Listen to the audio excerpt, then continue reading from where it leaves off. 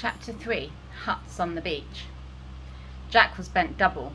He was down like a sprinter, his nose only a few inches from the humid earth. The tree trunks and the creepers that festooned them lost themselves in a green dusk 30 feet above him, and all about was the undergrowth. There was only the faintest indication of a trail here, a cracked twig and what might be the impression of one side of a hoof. He lowered his chin and stared at the traces as though he would force them to speak to him. Then, dog-like, uncomfortably on all fours, yet unheeding his discomfort, he stole forward 5 yards and stopped. Here was loop of creeper with a tendril pendant from a node. The tendril was polished on the underside. Pigs, passing through the loop, brushed it with their bristly hide. Jack crouched with his face a few inches away from this clue, then stared forward into the semi-darkness of the undergrowth. His sandy hair, considerably longer than it had been when they dropped in, was lighter now, and his bare back was a mass of dark freckles and peeling sunburn.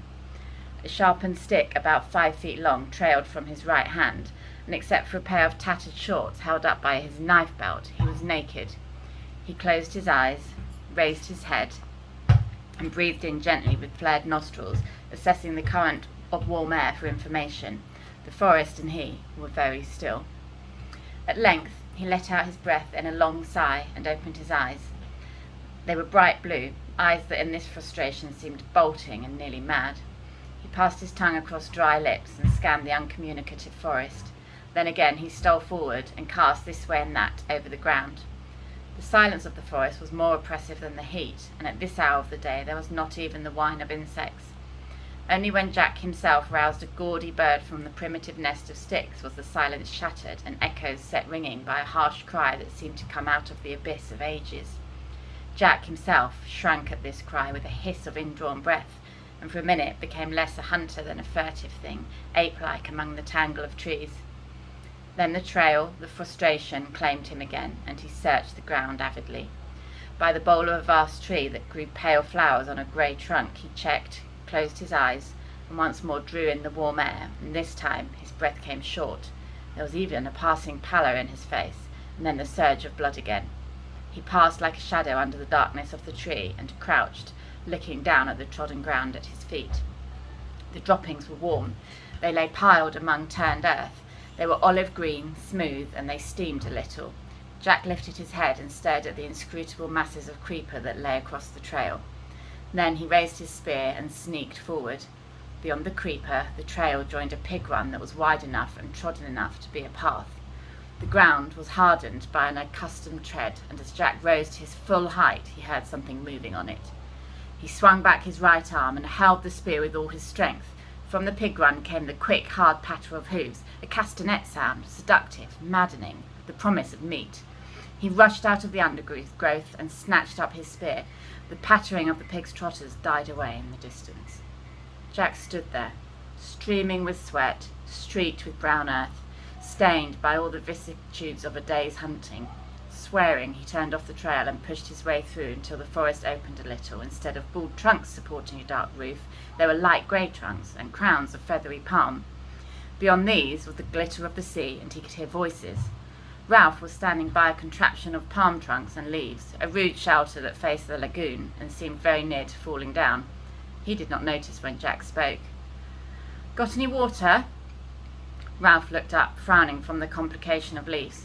He did not notice Jack, even when he saw him.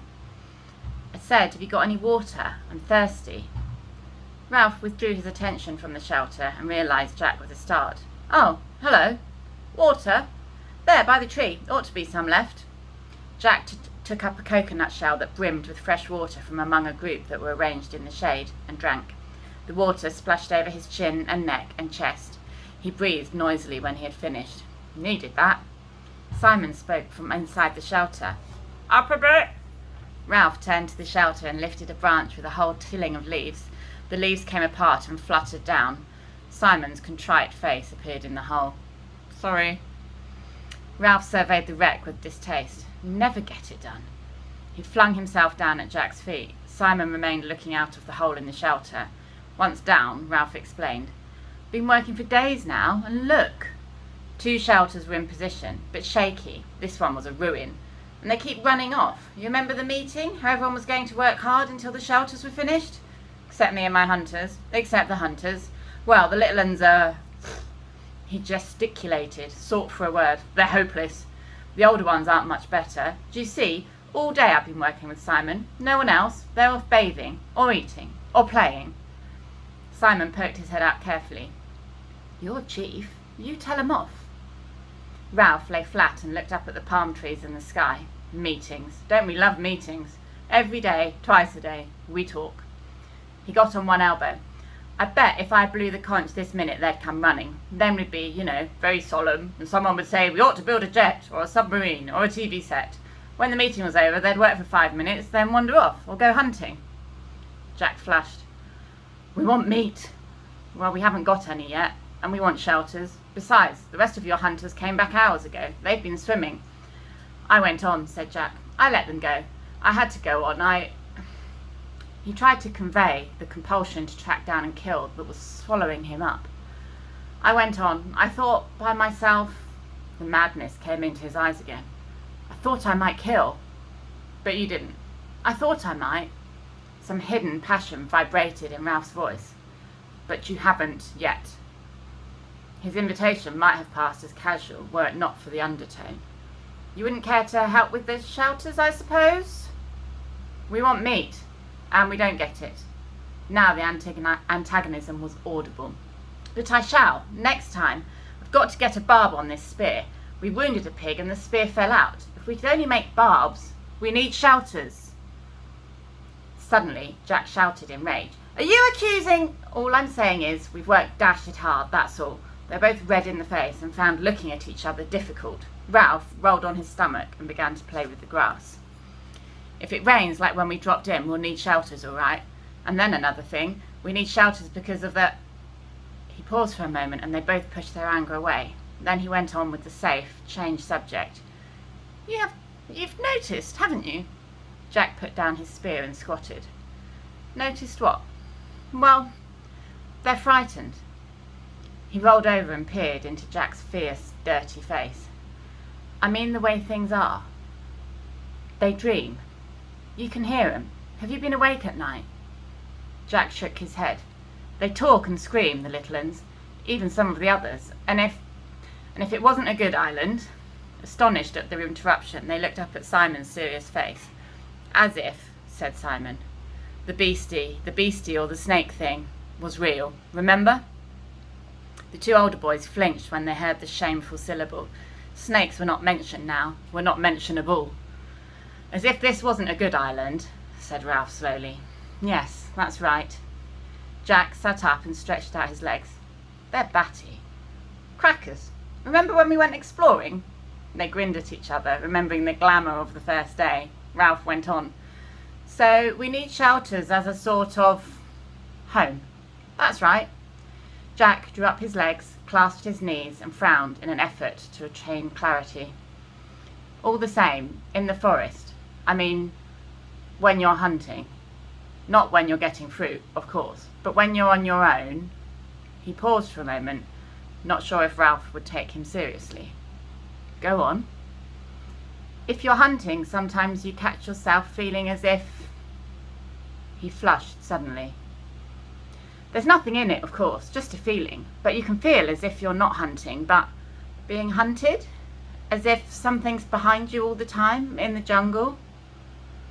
They were silent again. Simon, intent, Ralph, incredulous and faintly indignant.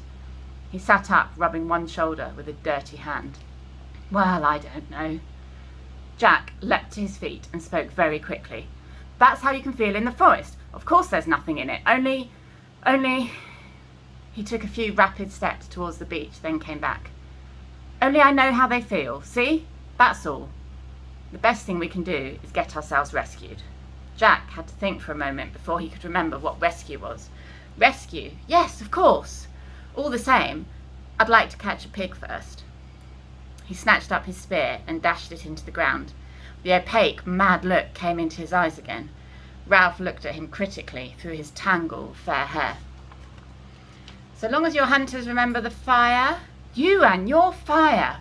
The two boys trotted down to the beach and, turning at the water's edge, looked back at the pink mountain. The trickle of smoke sketched a chalky line up the solid blue of the sky, wavered high up and faded. Ralph frowned. I wonder how far off you could see that. Miles. We don't make enough smoke. The bottom part of the trickle, as though conscious of their gaze, thickened to a creamy blur which crept up the feeble column. They've put on green branches, muttered Ralph. I wonder. He screwed up his eyes and swung round to search the horizon. Got it! Jack shouted so loudly that Ralph jumped. What? Where? Is it a ship? But Jack was pointing to the high declivities that led down from the mountain to the flatter part of the island. Of course! They'll lie up there. They must do, when the sun's too hot. Ralph gazed bewildered at his rapt face. They get high up and in the shade, resting during the heat, like cows at home. I thought you saw a ship. We could steal up on one, paint our faces so they wouldn't see, perhaps surround them and then... Indignation took away Ralph's control. I was talking about smoke. Don't you want to be rescued? All you can talk about is pig, pig, pig. But we want meat. And I work all day with nothing but Simon, and you come back and don't even notice the huts. I was working too. But you like it, shouted Ralph. You want to hunt while I... They faced each other on the bright beach, astonished at the rub of feeling. Ralph looked away first, pretending interest in a group of little uns on the sand. From beyond the platform came the shouting of the hunters in the swimming pool. On the end of the platform, Piggy was lying flat, looking down into the brilliant water. People don't help much. He wanted to explain how people were never quite what you thought they were. Simon, he helps. He pointed at the shouters. All the rest rushed off. He's done as much as I have, only Simon's always about. Ralph started back to the shouters with Jack by his side. Do a bit for you, muttered Jack, before I have a bathe. Don't bother. But when they reached the shouters, Simon was not to be seen. Ralph put his head in the hole, withdrew it, and turned to Jack. He's buzzed off. Got fed up, said Jack, and gone for a bathe. Ralph frowned. He's queer. He's funny. Jack nodded as much for the sake of agreeing as anything, and by tacit consent they left the shelter and went towards the bathing pool. And then, said Jack, when I've had a bathe and something to eat, I'll just trek over to the other side of the mountain and see if I can see any traces. Coming? But the sun's nearly set. I might have time. They walked along, 2 continents of experience and feeling unable to communicate. If I could only get a pig. I'll come back and go on with the shelter. They looked at each other, baffled, in love and hate. All the warm salt water of the bathing pool and the shouting and splashing and laughing were only just sufficient to bring them together again. Simon, whom they expected to find there, was not in the bathing pool. When the other 2 had trotted down the beach to look back at the mountain, he had followed them for a few yards and then stopped. He had stood, frowning, down at a pile of sand on the beach where somebody had been trying to build a little house or hut. Then he turned his back on this and walked into the forest with an air of purpose. He was a small, skinny boy, his chin pointed and his eyes so bright they had deceived Ralph into thinking him delightfully gay and wicked. The coarse mop of black hair was long and swung down, almost concealing a low, broad forehead. He wore the remains of shorts, and his feet were bare like Jack's. Always darkish in colour, Simon was burned by the sun to a deep tan that glistened with sweat. He picked his way up the scar, past the great rock where Ralph had climbed on the first morning, then turned off to his right among the trees. He walked with an accustomed tread through acres of fruit trees where the least energetic could find an easy, if unsatisfying, meal. Flower and fruit grew together on the same tree, and everywhere was the scent of ripeness and the booming of 1,000,000 bees at pasture. Here the little uns who had run after him caught up with him. They talked, cried out unintelligibly, lugged him towards the trees. Then, amid the roar of bees in the afternoon sunlight, Simon found for them the fruit they could not reach, pulled off the choicest from up in the foliage, passed them back down to the endless outstretched hands. When he had satisfied them, he paused and looked round. The little uns watched him inscrutably over double handfuls of ripe fruit. Simon turned away from them and went where the just perceptible path led him. Soon high jungle closed in. Tall trunks bore unexpected pale flowers all the way up to the dark canopy where life went on clamorously. The air here was dark too, and the creepers dropped their ropes like the rigging of foundered ships. His feet left prints in the soft soil, and the creepers shivered throughout their lengths when he bumped them. He came at last to a place where more sunshine fell. Since they had not so far to go for light, the creepers had woven a great mat that hung at the side of an open space in the jungle. For here a patch of rock came close to the surface and would not allow more than little plants and ferns to grow. The whole space was walled with dark, aromatic bushes, and was a bowl of heat and light.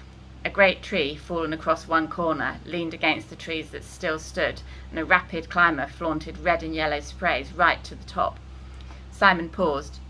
He looked over his shoulder as Jack had done at the closed ways behind him, and glanced swiftly round to confirm that he was utterly alone. For a moment his movements were almost furtive. Then he bent down and wormed his way into the centre of the mat. The creepers and the bushes were so close that he left his sweat on them, and they pulled together behind him. When he was secure in the middle, he was in a little cabin screened off from the open space by a few leaves. He squatted down, parted the leaves, and looked out into the clearing. Nothing moved but a pair of gaudy butterflies that danced round each other in the hot air. Holding his breath, he cocked a critical ear at the sounds of the island. Evening was advancing towards the island. The sounds of the bright, fantastic birds, the bee sounds, even the crying of the gulls that were returning to their roosts among the square rocks, were fainter. The deep sea, breaking miles away on the reef, made an undertone less perceptible than the susurration of the blood. Simon dropped the screen of leaves back into place. The slope of the bars of honey-coloured sunlight decreased. They slid up the bushes, passed over the green candle-like buds, moved up towards the canopy, and darkness thickened under the trees. With the fading of the light, the riotous colours died, and the heat and urgency cooled away. The candle buds stirred, their green sepals drew back a little, and the white tips of the flowers rose delicately to meet the open air. Now the sunlight had lifted clear of the open space and withdrawn from the sky. Darkness poured out, submerging the waves between the trees till they were dim and strange as the bottom of the sea. The candle buds opened their wide white flowers, glimmering under the light that pricked down from the first stars. Their scent spilled out into the air and took possession of the island.